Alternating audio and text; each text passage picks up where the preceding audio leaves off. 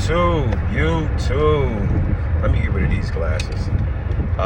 What's happening? By the time y'all watch this video, it'll likely not necessarily be the same day that I recorded it because it's not live, of course.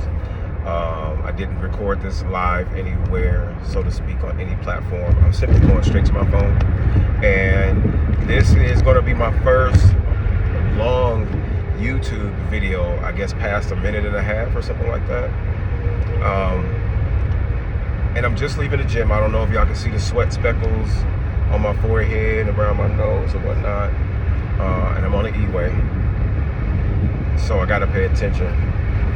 But I wanted this video, for the most part, to be simply about why this is my first video, period. Like, not my first video ever, but like the first video that I committed to uploading to YouTube.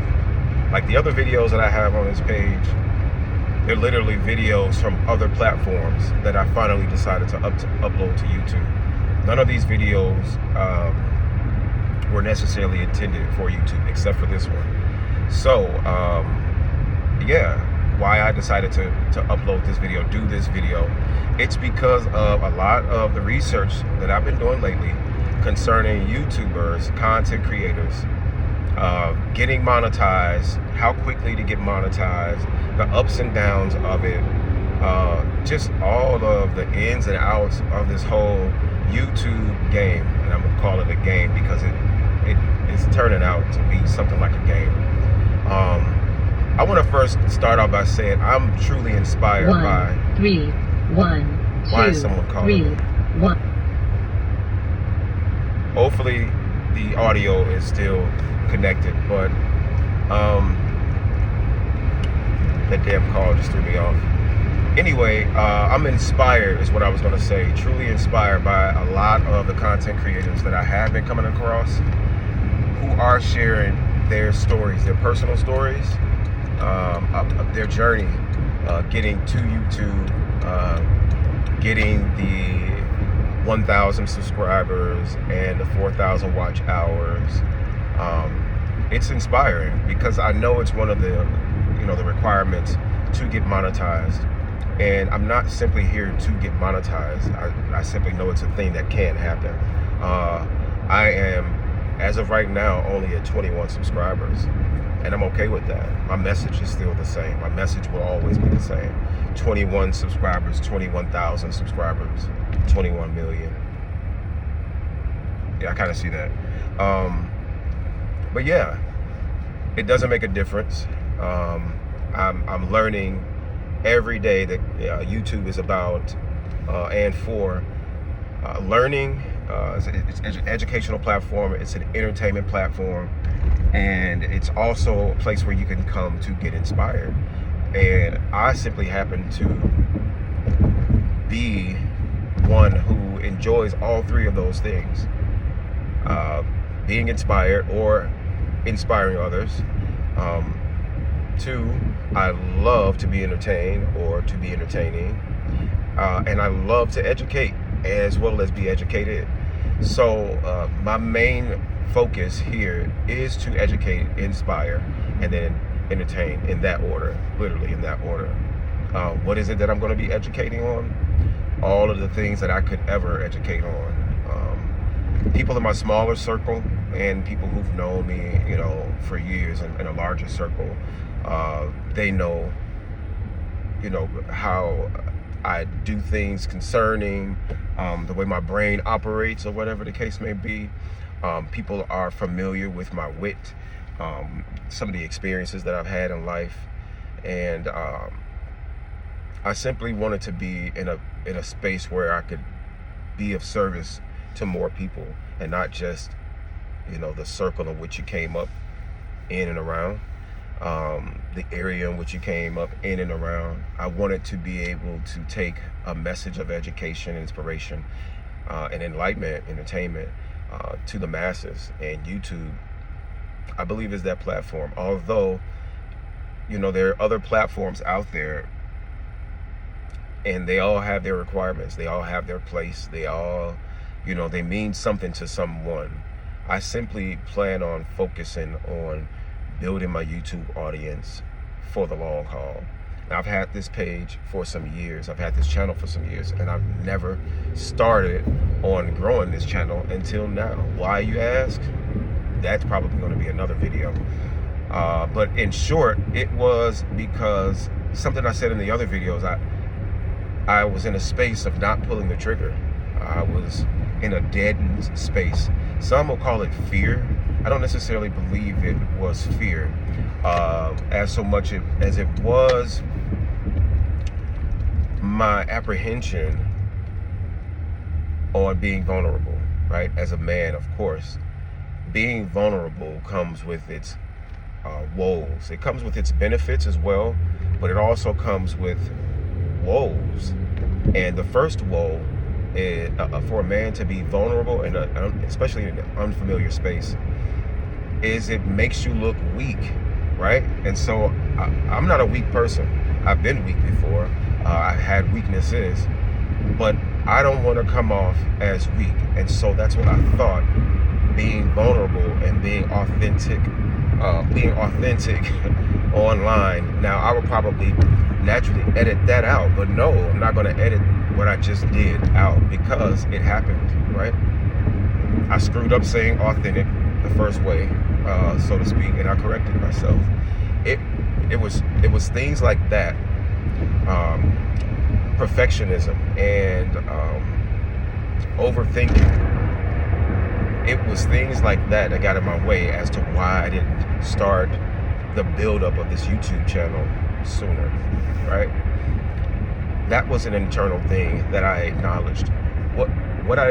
And that was early on, but what I didn't acknowledge and realize until later and more recently than not was that, at least for myself, I hadn't gone through enough of what I feel like I needed to go through in order to come to the masses with a message, right? Still, people would think different. Like, no, you have something to say, which it's right. It's true. I do and did and will always have something to say. But when it comes to alignment, I didn't feel aligned with my message, right? So I would, for instance, I would be talking about, say, fitness or something like that. And maybe I hadn't gone to the gym in 2 or 3 days, which is like rare for me because I'm at least 4 to 6 days out the week. I'm either in the gym or I'm incorporating some type of intentional fitness. So, yeah, so, using that as an example, hold on, I'm about to not hit someone. Anyway, lost my train of thought with this traffic light. So really what I wanted to say had a lot to do with starting this channel, growing it, and the other reasons why it took me so long. But outside of not wanting to look weak, the vulnerability, thing, it was something that I thought wasn't necessarily necessary in order to be successful. I figured I could be more of a speaker or an orator or a teacher, so I would have to come off with a certain image or bravado. I would have to look polished, in order to deliver the message that I wanted to deliver. All of which were things that I was telling myself over and over and over again, basically talking myself out of starting. I mean, it was simply a process, but what I connected to, again, I think I'm, regaining my train of thought, was that I had to acknowledge the fact that I wanted to be more in the space of being the person that I was talking to or about. If I'm talking about, again, like I said, health and wellness, I can't be, encouraging people, at least how I felt. I'd be a hypocrite to, incorporate this, that, and the other in terms of movement, and I'm not doing it myself, or I haven't done it in a while. I can't be an advocate for choosing the right things to eat on a regular basis. I can't do that and I choose otherwise. So at least for me, because again, I'm here for the message, and I'm not here for the money. And so for me, I have to be able to authentically connect with the message that I'm sending. I wouldn't necessarily tell anybody anything that I wouldn't do. I'm not against, advising people on things that I have an opinion on and may not have experience on. But again, it's still coming from the heart, and it's coming from a place of natural experiences. And so, not to start rambling and rumbling, but this video for me is epic because, for one, I'm already at 11 minutes, and I didn't think to get this far into the video, should I say. I didn't think I would get this far into the video. Let me find some light for my face. Maybe y'all want to see my face with more light. Maybe I need to drive into a different area, because I just pulled up in front of my home.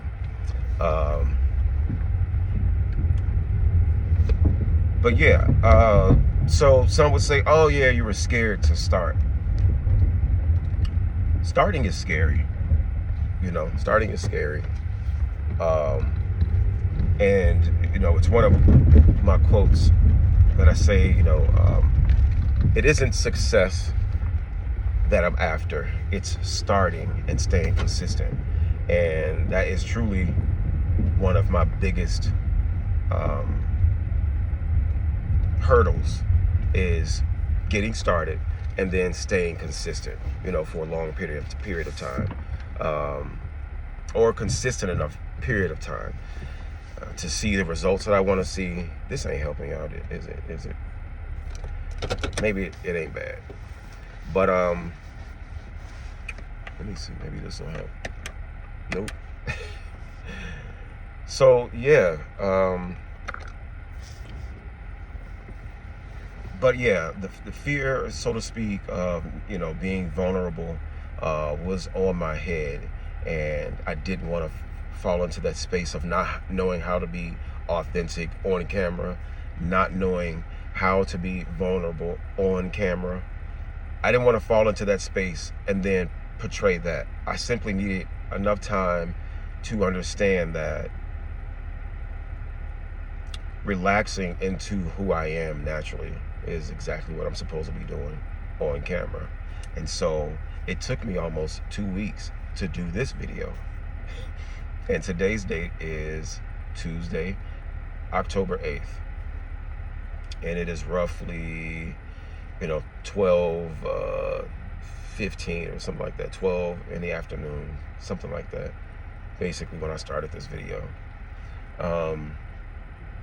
So yeah, without, doing too much rambling, I wasn't afraid. I was simply, I was doubting myself. I was doubting the fact that I would start and continue. I was doubting that, seriously doubting the fact that I would start and continue. But again, it's one of those things where people who suffer with perfectionism, and who show signs, and I say show signs because I haven't been diagnosed, and I probably won't ever be clinically diagnosed with ADD or ADHD, but I know, some of the traits and some of the, symptoms, or so to speak, behaviors that come along with that. And I definitely fall into a lot of those categories, starting something and walking right away from it, starting something else, and not necessarily forgetting that I started the first thing. It's simply being distracted by the idea that there's something else I'm supposed to be starting. So that in and of itself, is a journey, and it's not something that's cured. I'm not cured from that. It's simply something I'm dealing with a little better right now, and so I'm happy to be able to record this video for y'all. This is probably the most authentic I've ever been, that I can think of, maybe, except for when I'm having conversations in the car with someone. I ain't gonna say who, because y'all need to know my business. Not yet, at least. But yeah, when I'm having conversations and I record them, it's a conversational perspective. So it's a bird's eye view of, you guys get to have a bird's eye view of me talking to someone versus me talking to you, or who I would think that I'm talking to, and people who would just listen to me, because of course you can't respond unless it's in the comments. So it's not a conversation of, of sorts. That's crazy how that works. That I have to simply keep talking and not even remembering anything to say in order to keep you guys engaged. That's the other thing. I had to figure out along, with research and studying, that there's a certain amount of time that a creator has in order to get people engaged. Retention is what they call it. Who knows? It's 5 seconds for some people.